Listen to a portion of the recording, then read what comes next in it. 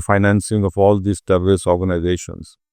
And do you know that when this person was made the field marshal in Pakistan, a US designated terrorist called Muhammad Ehsan was sitting right beside the field marshal.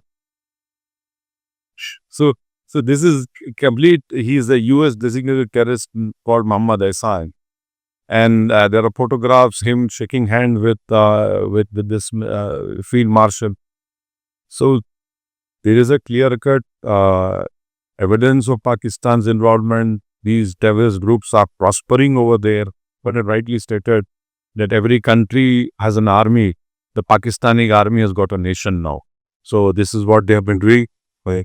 Thousands of our army and paramilitary forces have lost their lives due to the terrorism that has been perpetrated by our neighboring country called Pakistan.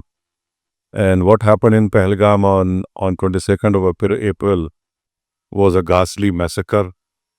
And this was done by terrorists who I call who are Takfiri terrorists, who rounded up all men, separated the women and children, and shot dead all the men who were there, who had non-Muslim names and who could not pronounce or utter the kalima, and they're shot in their head.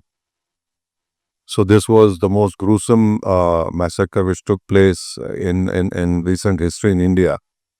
And as a result, subsequently, you know that my government had to reply on the 8th of May. And we had hit 9 headquarters of proscribed terrorist organizations which were proscribed by United Nations. And then subsequently, developments took place. The Pakistani DGMO had to call the India DGMO asking for a cessation of all firing. So we want to bring to your notice that Pakistan has been indulging in this terrorism for many, many years. And there has been many questions that why don't you speak to them? Why don't you talk to them? Now, in recent past, when in Mumbai the famous 26/11 terrorist incident happened, wherein trained terrorists from Pakistan landed up in the financial capital of our country and started massacring people in a railway station. Then they shifted to 5-star hotels, and then they started massacring people over there. So fortunately for us, because of the bravery of the Mumbai police, one terrorist was caught alive. His name was Ajmal Kasab.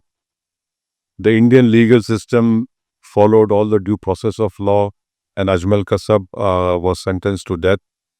And Ajmal Kasab revealed many things. Our agencies were capable enough to record the audio conversations which a terrorist group sitting in Pakistan were having with terrorists who were killing Indians in 5-star hotels. And those conversations, they were clearly telling them, don't lose heart, kill as many Indians as you can and you'll go to Jannah. This was the conversation that were recorded.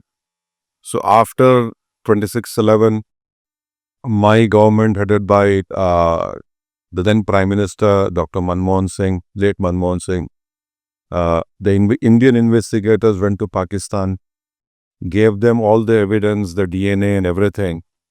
And even some American citizens were killed in this terrorist act. But you'd be surprised to know that nothing moved forward. Many times Indian investigators went to Pakistan, Lahore, Islamabad, but nothing moved forward. What made Pakistan move forward in this terrorist trial was when Pakistan was put in that FATF grey list, and one such meeting was held in Germany, and India wanted one Sajid Mir to be indicted. So the Pakistanis cleverly said he's dead. But the moment this important meeting was about to take place in Germany, Pakistan comes up to the committee of FATF and says, Sajid Mir is alive. So can you imagine a country which was saying he's dead, Suddenly he is alive, and then the Pakistani government said that we have our courts have convicted him for some 5-10 years. But the main culprits of 26/11 are still scot-free.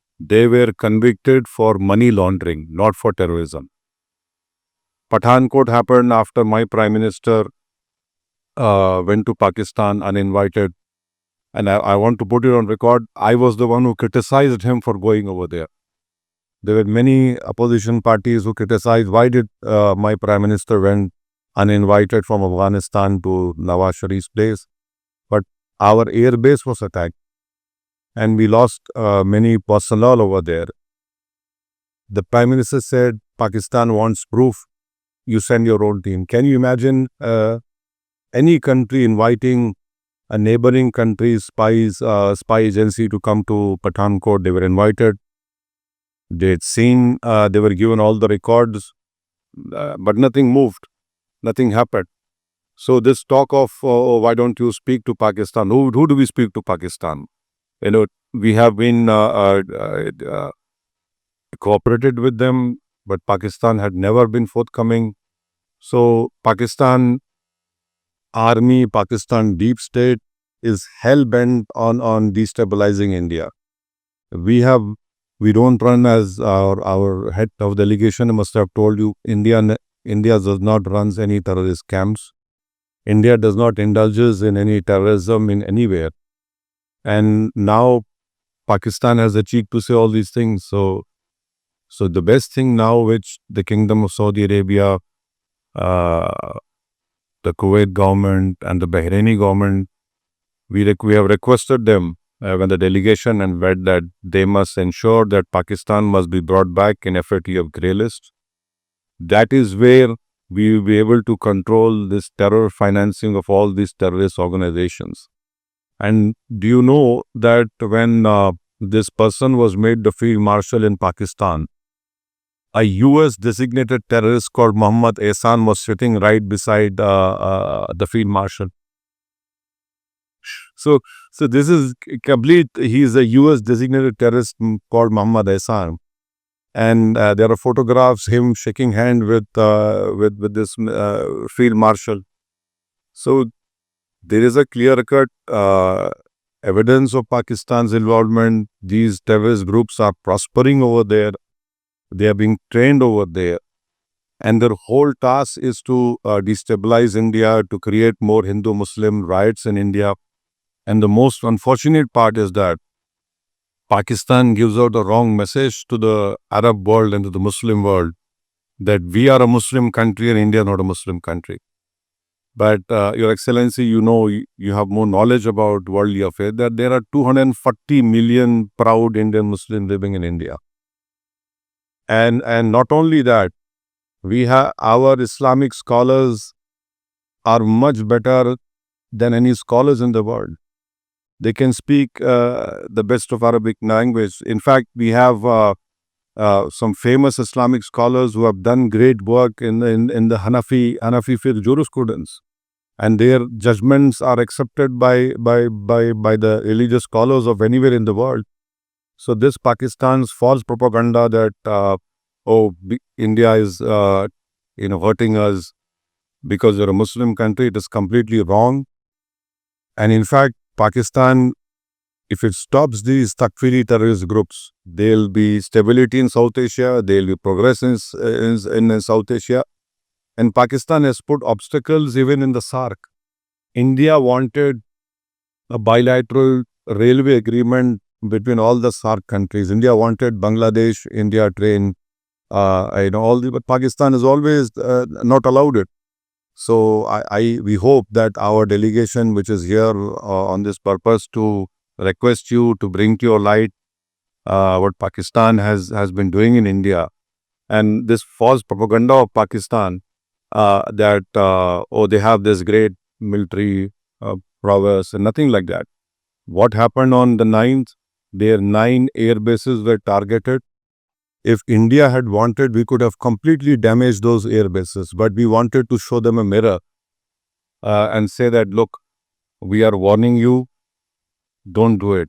Don't force us to go on that path wherein instead of creating a crater, we'll create graves for you. But 9 terrorist organizations' headquarters were targeted. And another shocking thing was this person who led the Namazi Janaza of all those terrorists who were killed over there. The Namazi Janaza was performed by a person who's again a designated US terrorist. And in Namazi Janaza, you have these proscribed organization members along with the Pakistani army.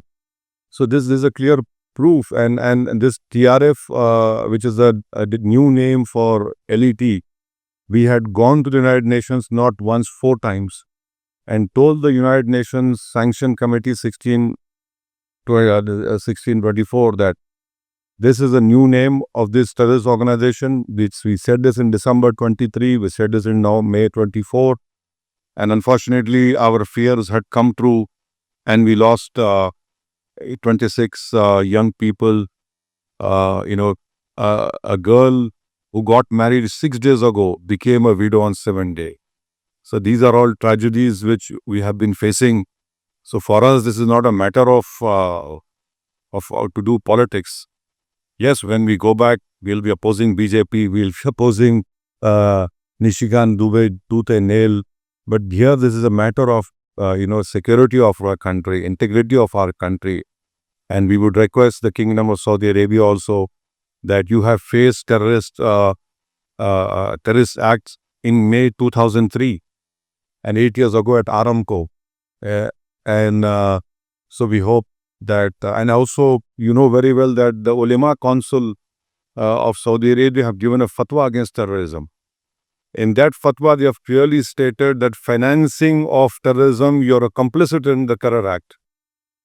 We hope that the Kingdom of Saudi Arabia has stood with us, and we are proud of the relationship which we have with Kingdom of Saudi Arabia. There are 2.7 Indians who are living over here comfortably, and they are part of descent around about 6% of foreign exchange to India. There are many Indian companies who are investing in India. The bilateral trade is to the tune of $49 billion. I hope it increases. We are hoping that this relationship will be more prosperous, will be strengthened. We have a strategic relationship with Kingdom of Saudi Arabia. We have done naval exercises together. Our armies have done exercises together. And His Highness the Crown Prince, when he came to India in 2019, had stated that they will be investing around about $100 billion in India.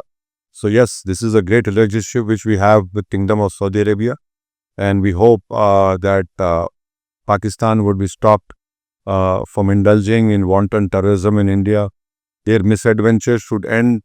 It is not good for them also, because let me tell you very frankly that people of India are sick and tired of this terrorism being perpetrated by Pakistan, and Pakistan's deep state and military, and in fact, you in Riyadh, you have the Islamic nations ICMTC over here, and so it's an additionally very, very important that we stop Pakistan from what it is doing.